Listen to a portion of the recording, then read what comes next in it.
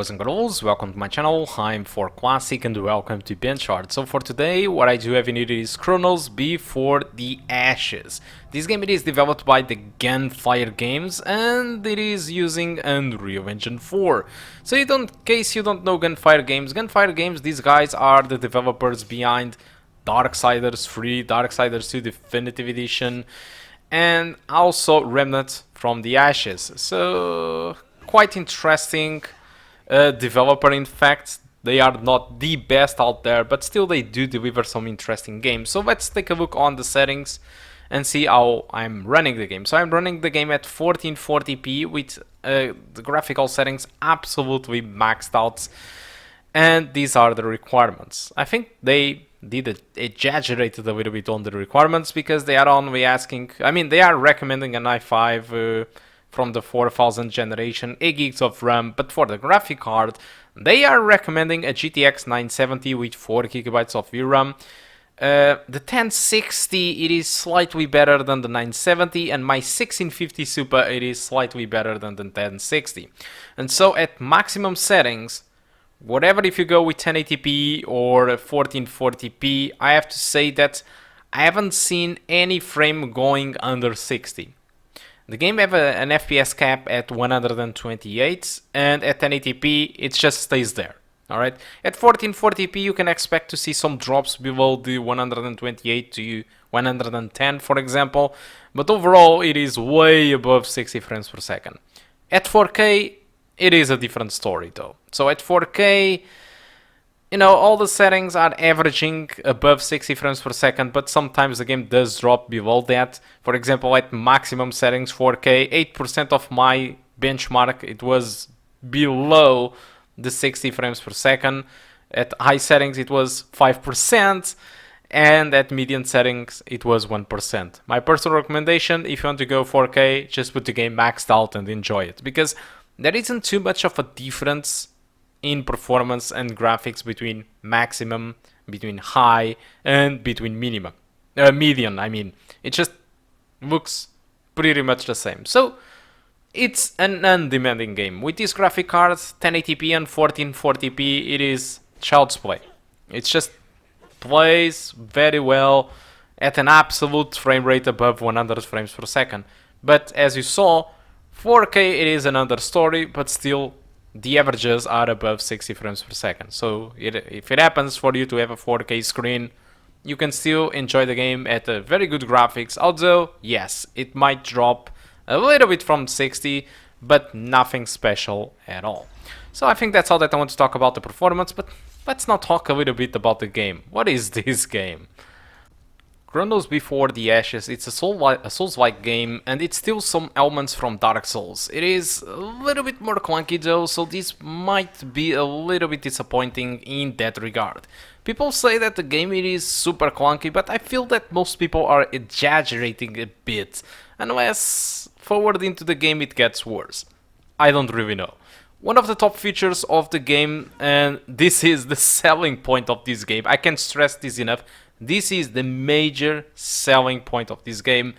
It is the character's age. You start your character with 18 years old, and every time you die inside the game, your character gets older by 1 year. So you start the game with 18 years old, you just died, and then when you restart, you get your character with 19 years old. So your character gets old every time you die. Good luck with that. At first, I thought this was a bad thing, but in case of this game, it actually is a good thing, because the older you get, the more access to skills and stuff to the character you get.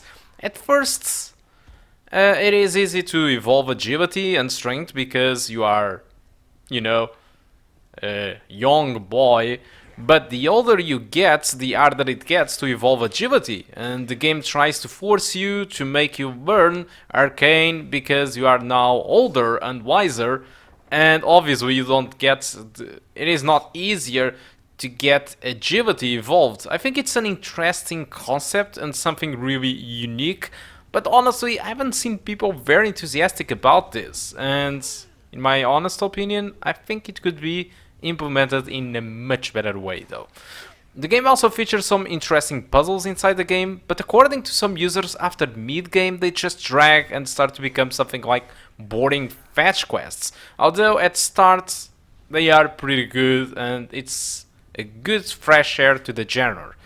As for the maps, they aren't really inspiring at all. And I'm not really talking about the graphics.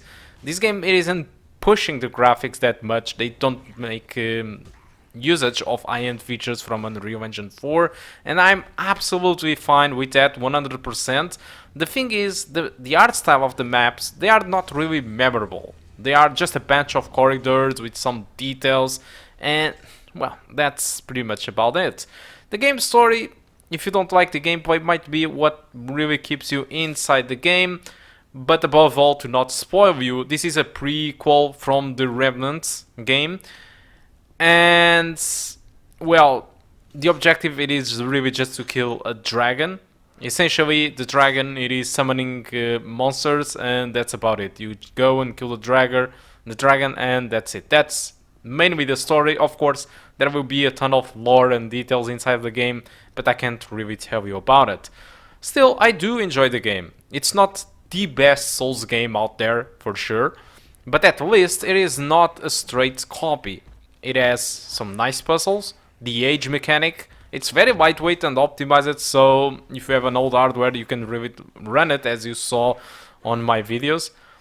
And it's not totally expensive. You can get it by the time of this video for $29.99, so it's not cheap and not expensive. I think it's a good price. Metacritic, it is also around 72, so it's rather acceptable. But Steam community have a very mixed feeling about the game, because, you know, there is a thing about this game. Chronos Before the Ashes, it is not exactly a new game. It is actually a port from the original Chronos, which was released like 3 or 4 years ago. And this game was specifically made for VR. So the fact that you are buying a game that it is non-VR and it's a port from a VR game with 40 years old, I mean, and they are charging you $29.99 for a game with 40 years old, which was not specifically done for this.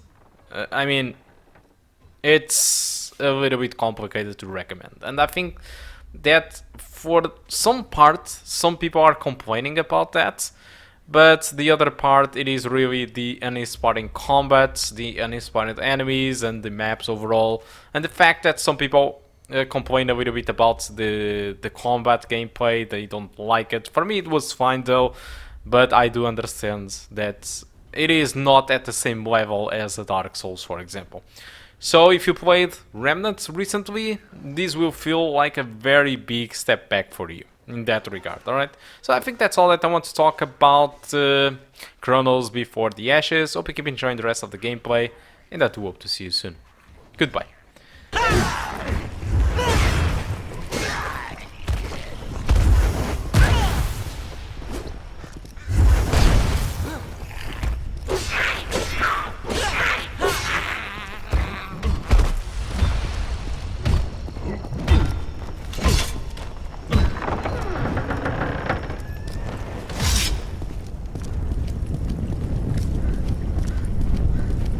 I know not of your kind, stranger. Dark days these are, not the best of times to wander so far from one's homeland. What brings an outsider to these forsaken halls? Destroy the dragon. 'Tis a fool's errand, especially in the wake of the woeful encounter between the king and the Cyclops. You may as well throw yourself upon your blade. Listen here, Paleskin. Those blasphemous priests took my most valuable piece and used it to build a false Cyclops. Sheerest idolatry.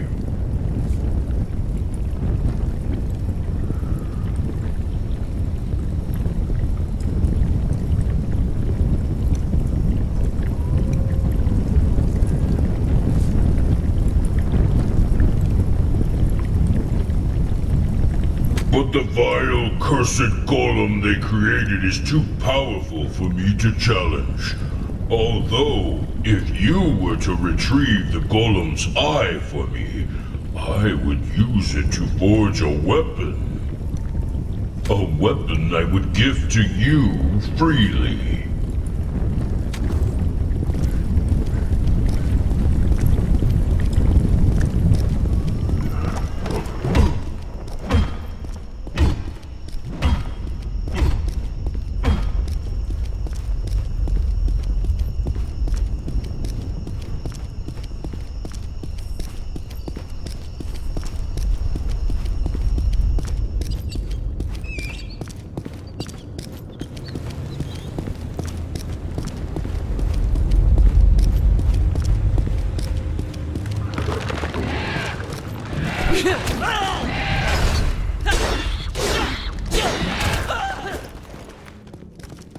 Yeah!